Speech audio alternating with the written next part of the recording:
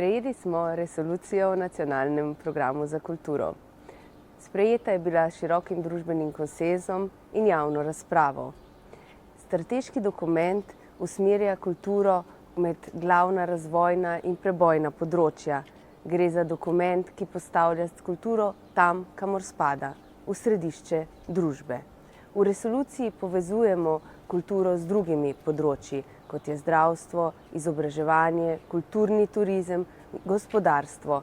Njene pomembne prvine so decentralizacija in vključenost kulture za vse. Pomembno pa seveda tudi odgovarja na izzive prihodnosti.